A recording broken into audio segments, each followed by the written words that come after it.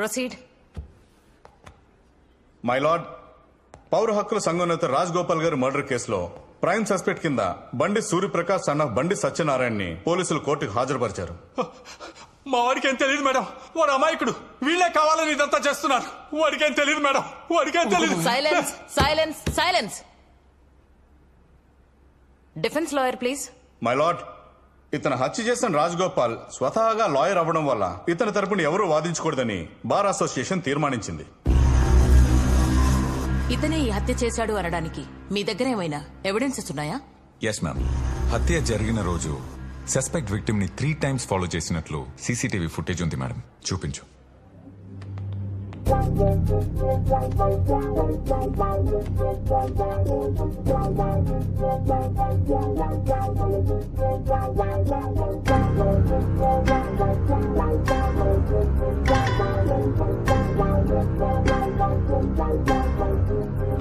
Ma'am, 3 times recce చేసి రాత్రి 10 o'clockకి మర్డర్ చేశారు మేడం. మర్డర్ జరిగిన 3వ రోజు ఇతను 10 lakhs కొత్త ఫ్లాట్ కోసం అడ్వాన్స్ కట్టాడు మేడం.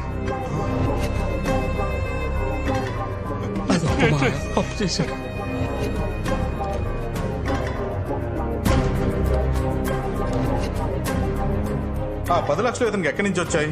సుపారీ తీసుకున్నాడా? మర్డర్ కి 10 లక్షలకి సంబంధం ఏంటి?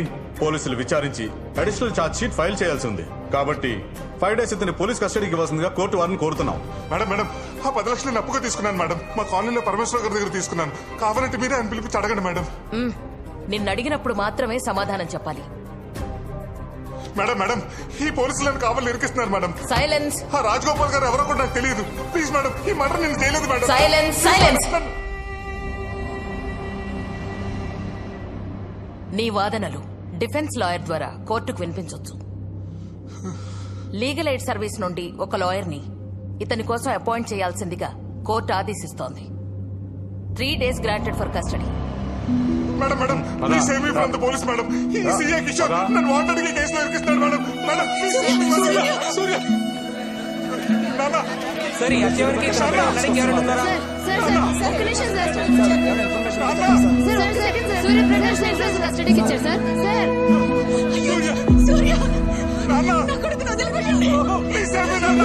సూర్య నేను చేయలేదు నాన్న. ఆగండి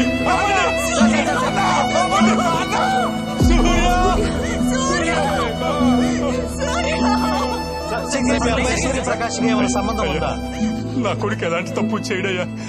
మీరు మీడియా, మీరు తలుచుకుంటే ఏమైనా చేయగలరు. నా కొడుకు మర్డర్ చేయలేదని మీరైనా నిరూపించండి అయ్యా. ఈ కాళ్ళు పట్టుకుంటారయ్యా. కస్టడీలోకి వెళ్ళాక వాడిని ఏం చేస్తారని భయంగా ఉంది.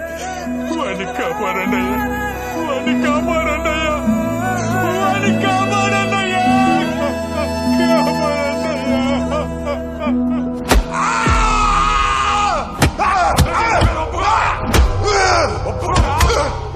ఒప్పుకోరా?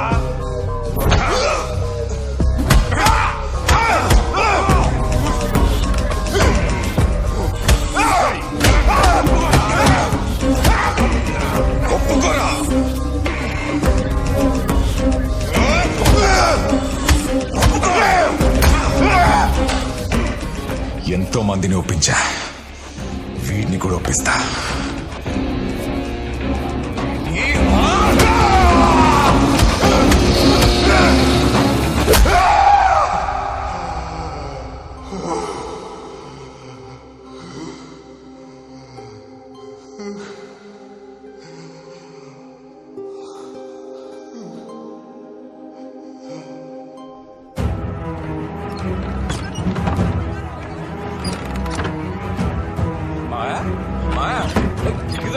మాయా మాయా మాయా మాయా మాయా తలుపుతీ మాయా. మాయా ప్లీజ్ చెప్పేది అర్థం చేసుకో. తలుపులు ఎందుకు వేస్తావు మాయా? మాయా ఏమైంది మాయా? ఏం జరిగిందో చెప్పు మాయా.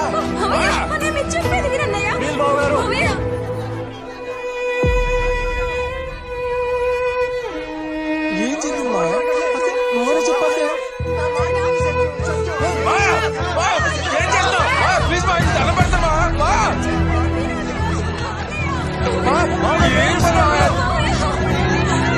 మాట్లాడండి. ఉన్నది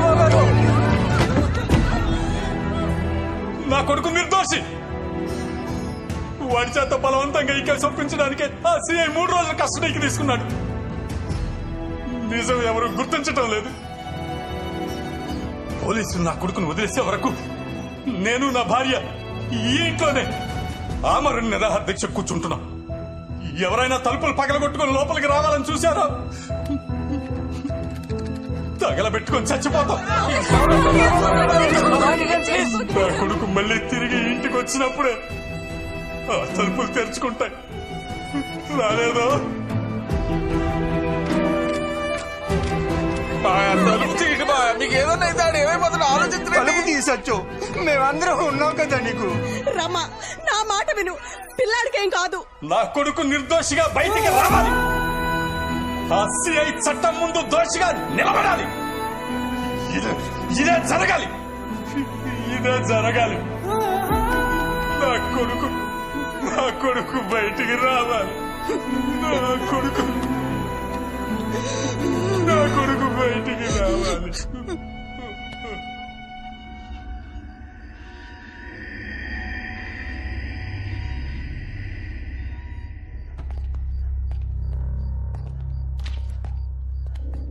ఏమైనా తిన్నాడా? లేదు సార్. తినిపించండి అయ్యా, లేదంటే ఇప్పుడే పోయేలా ఉన్నాడు. కేసు ఒప్పుకోవాలిగా. లేపు.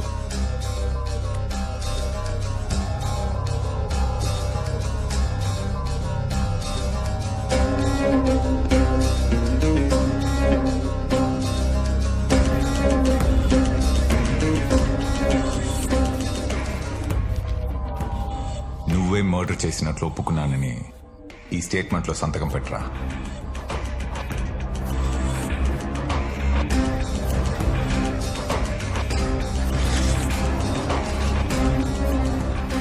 అసలు పెట్టుకుని వాడితో పెట్టించుకో.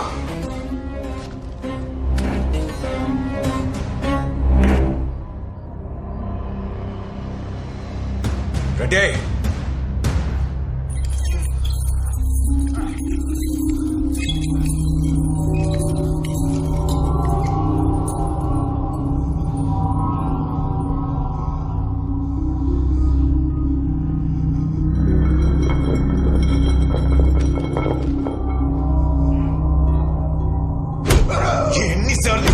ఎన్నిసార్లు ఒప్పుకోరా?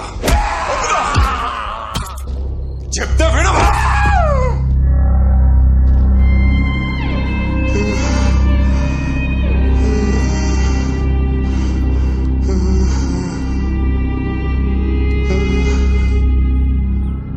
నిన్న రాత్రి నుంచి ఆమరణ నిరాహార దీక్ష కూర్చున్న అతని తల్లిదండ్రులకి సపోర్ట్ గా కాలనీ వాళ్ళు అలాగే ఫ్రెండ్స్ ఈ దీక్షలో పాల్గొంటున్నారు. వీళ్ళంతా సూర్యప్రకాష్ నిర్దోషి, ఎలాంటి తప్పు చేయలేదు అంటున్నారు. సూర్యప్రకాష్ ను విడుదల చేయకపోతే అతని తల్లిదండ్రులు ఎంతకైనా తెగించేలా కనిపిస్తున్నారు. మరోపక్క సిఐ కిషోర్ స్టేషన్ లో ఉన్న సూర్యప్రకాష్ ని ఎవరితోనూ కలవనివ్వటం లేదని తెలుస్తోంది.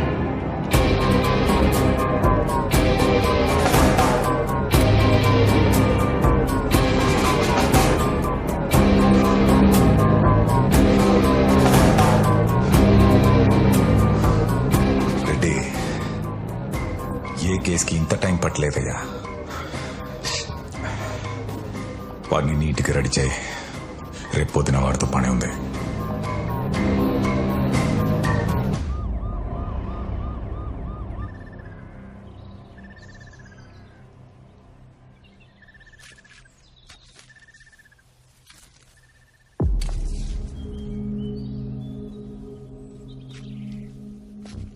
హంతకుడు హత్యకి ఉపయోగించిన ఆయుధం.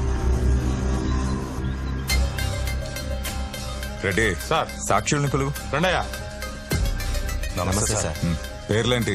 పాండు సార్. సీను సార్. వాళ్ళ దగ్గర సంతకాలు తీసుకో. ఇక్కడ సంతకం పెట్టండి.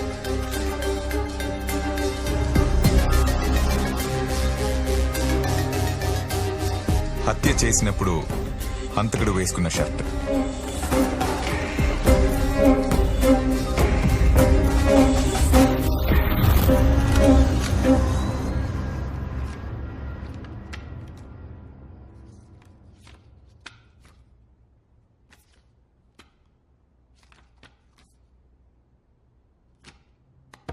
ఇతని తరపున వాదించడానికి డిఫెన్స్ లాయర్ వచ్చారా? Yes your honour. Okay, proceed.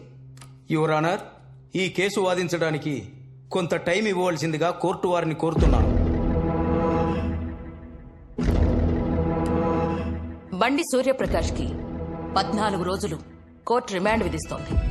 Madam, నన్ను 3 రోజులు సెల్లో పెట్టి బాగా కొట్టారు మేడం. ఆ షర్ట్కి ఆ కత్తికి నాకు ఏ సంబంధం లేదు మేడం. ఇదంతా ఈ సీఐ కిషోర్ ప్లాన్ చేశాడు మేడం. Please madam, please. మీ తరపున మీ లాయర్ మిమ్మల్ని జైల్లో కలుస్తారు. మీరేం చెప్పాలనుకున్నారో మీ లాయర్కి చెప్పండి. బండి సూర్యప్రకాష్ కి తన లాయర్ని కలుసుకునే అవకాశం కల్పించాల్సిందిగా కోర్టు ఆదేశిస్తోంది.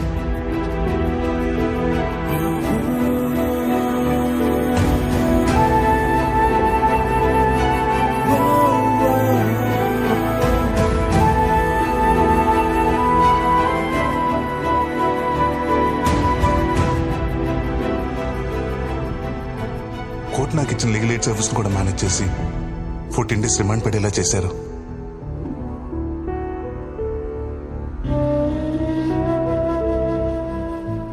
రిమాండ్కి వెళ్ళిన మరుసటి రోజు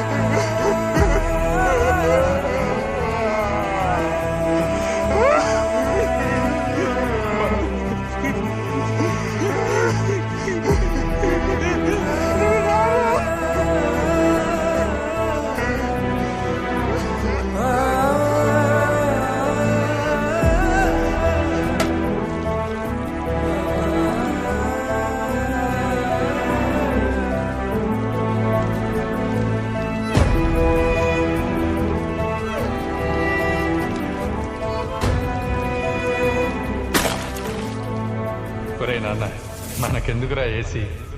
ఊరుకోండి నాన్న, ఈసారి అండ్లెక్కవంట. ఆ వేడి మీరు తట్టుకోలేరు.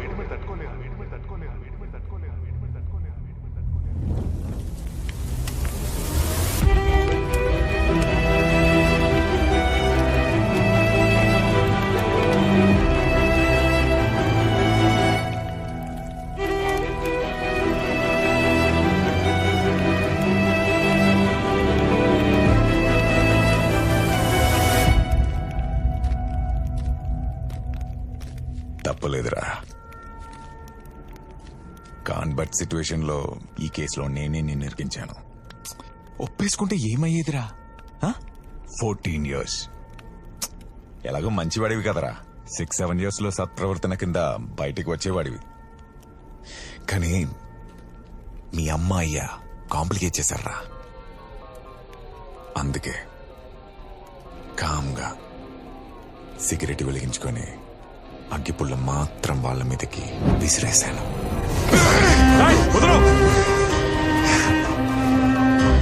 అప్పుడు బ్రతికేస్తారేమో అని చిన్న డౌట్ వచ్చిందిరా.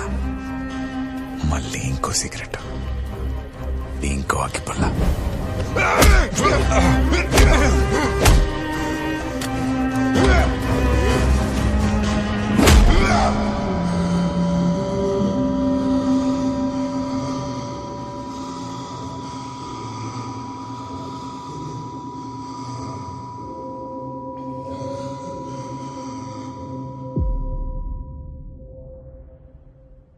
చంపేశారు భయ్యా. డ్యూటీలో ఉన్న పోలీస్ ఆఫీసర్ని కొట్టానని నా మీద ఇంకో కేసు ఫైల్ చేశారు.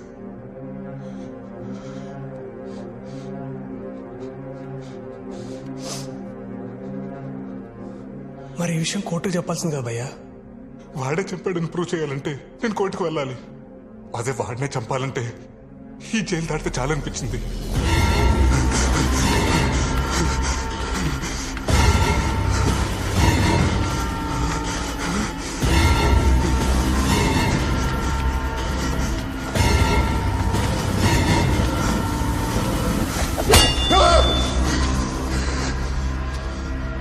తప్పించుకోవటానికి 2 సార్లు ట్రై చేశాను.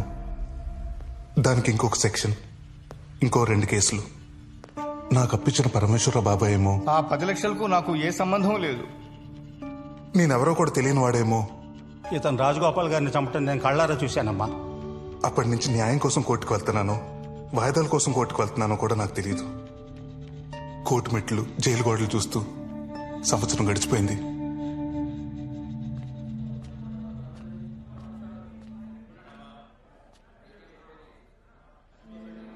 నేను కలవడానికి మీనాక్షి వాళ్ళ నాన్నగారు వచ్చారు. రండి అంకుల్.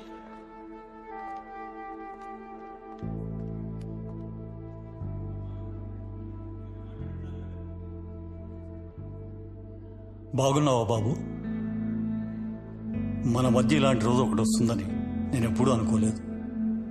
నువ్వు వస్తావని తను ఇంకా నీకోసం ఎదురు చూస్తూనే ఉంది. ఎప్పుడు బయటకు వస్తావో తెలియకుండా ఎంతకాలం అని ఎదురు చూడ్డాం. మంచి సంబంధం. అబ్బాయి నీలాగే సాఫ్ట్వేర్ ఇంజనీర్. మీ విషయం తెలిసి కూడా పెళ్లి చేసుకుంటా అన్నాడు.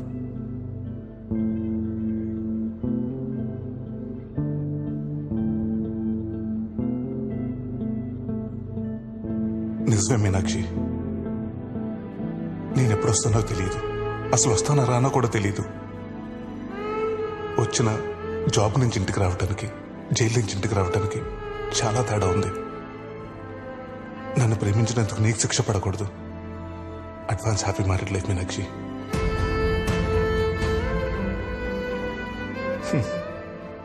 నువ్వు అనేదను కదా, పిల్లలు చెప్పడానికి ఒక కథ ఉండాలని. అవును, ఇప్పుడు అది నీకుంది. బాయ్.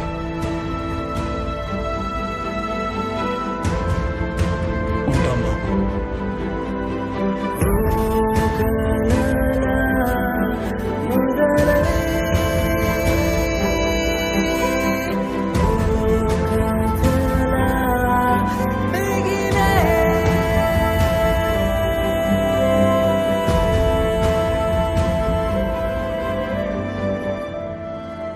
ములకత్ అంటే మామూలుగా మాట్లాడడానికి వస్తారనుకున్నాను కానీ ఇలాంటి డెసిషన్ తీసుకుంటారనుకోలేదు బా. నువ్వేం డెసిషన్ తీసుకున్నారా? నేనేం డెసిషన్ తీసుకుంటాను? రే, నన్ను కలవటానికి ఇంకెప్పుడు ములాఖాతుకు రావద్దు బా. నువ్వు ఇక్కడికి వస్తున్నావని ఆ కిషోర్ గడికి తెలిస్తే నేనేమైనా చేస్తాడు. ఆయన నేను చూసుకుంటానులే బా. ఆయన నువ్వు లోపలికి వెళ్ళు. నేను ఇష్టపడే వాళ్ళందరూ నా లైఫ్లో నా కాకుండా దూరం అయిపోయారు.